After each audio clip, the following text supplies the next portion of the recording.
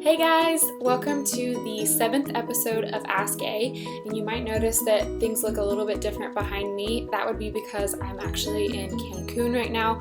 If you've been following along on Instagram and Snapchat and all that kind of stuff, you've seen that we're now living here for extended periods of time with Orlando while he has his basketball season here in Cancun. So we've been adjusting to that, and I thought it would be a really fun thing to have a themed episode for today, all about Cancun, and to find out what you guys want to know about living here. And so let's go ahead and get started and check it out. So our first question is from Alicia, and she says, is it really still dangerous?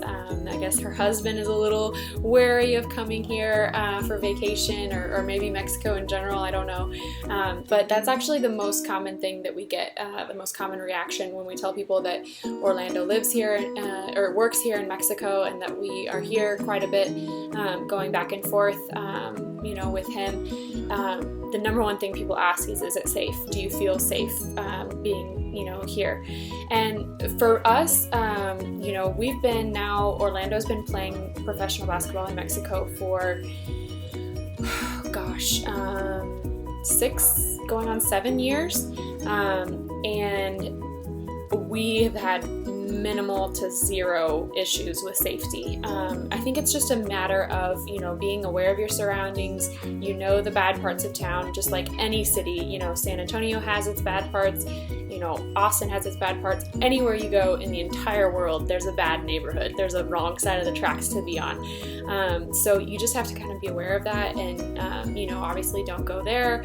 If you're out late at night, be aware of your surroundings. I'm always really cautious about like my wedding ring, making sure that it's, not like, you're just not being like super flashy or drawing attention to yourself as best you can. But you really don't hear about that much violence going on anymore. The border towns maybe are worse than, here in Cancun and further areas of Mexico. But no, I've never been concerned for my safety or my daughters. If I felt like it wasn't a safe place for them to be, I would absolutely not, have them here. And so, yeah, I think it's completely safe, especially for, coming on a vacation or something. I would totally recommend it. I think there's no reason to be afraid anymore. I think the media has really kind of they've done a really good job of scaring people. And so now it's kind of undoing the damage that they've done. And so I hope that helps to know that, I'm here and I'm seeing things, on the ground, and it's really not as bad as what the media is portraying it to be.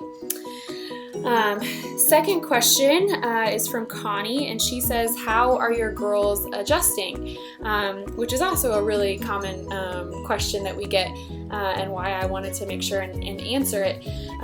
They're doing really well. Isa, of course, is too young to even understand any of it, so she's like totally good with wherever she is and whatever we're doing. Cora took, a couple days to adjust as far as, her sleeping habits and things like that. She's doing much better now.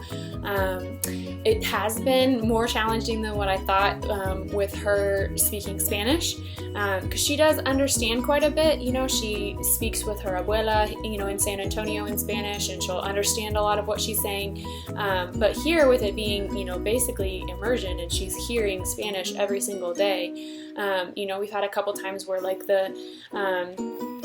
we're having a family or friends babysit or help out, and they're speaking Spanish with her, and she's having a hard time, and so they'll be speaking Spanish and she'll be responding in English, and she's picking things up really quickly, but I think it'll just take a little bit longer than what we thought. And we haven't put her in school yet, so we're kind of still debating on that, if we want to or not. I really don't want her to, feel like that's a really, really tough challenge for her. If she goes to school and it's all Spanish all day, and, I would hate for her to, I guess have like a bad reaction to Spanish or something. I'm not sure how to like put that, but, I don't want her to be like pushed away from it because it seems a little bit tough or scary or something like that.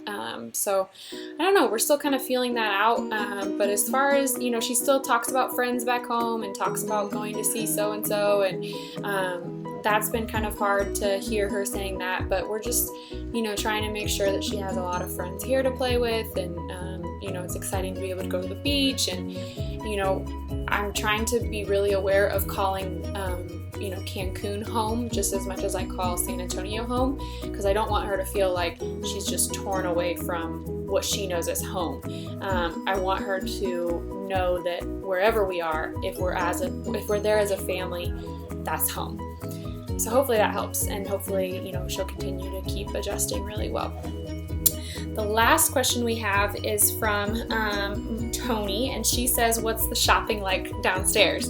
So some of you guys might know, some of you might not, but we actually live in a condo that's a high-rise, and downstairs is the mall. So we can actually go, you know, down the elevator. It's a quick little walk, and we're literally like walk into the mall. So it's pretty cool. I thought it would be super dangerous for me to be there, but so far I've been able to resist going on shopping sprees every single day. The handiest thing has been living with the grocery store downstairs. So the mall actually has a Chedraui that's attached on the other side, and we just have to like walk over there. They've got shopping carts, and then we can literally do our grocery shopping, take the shopping cart through the mall, which they might get annoyed with us for doing, but nobody said anything yet. And then we can actually take our shopping cart all the way up the elevators, leave it outside our door, and then, you know, we've unloaded all of our groceries right there at the house, and then the grocery cart is taken away by the staff here at the condos. So that has been awesome. It has totally, you know, with kids, I know a lot of you guys can relate that grocery shopping is like one of the biggest hassles, to have to unload and pack and get kids out of the car, get kids into the cars, car seats and everything. And, you know, we don't have to do any of that because we have the grocery store like, you know, 2 minutes walk away. So I love that for sure. And, you know, we'll see, you know, Christmas time and stuff is obviously here. So we're doing all of our Christmas shopping and getting all that stuff taken care of. And so definitely to be able to window shop, and there's actually like a movie theater right there in the mall.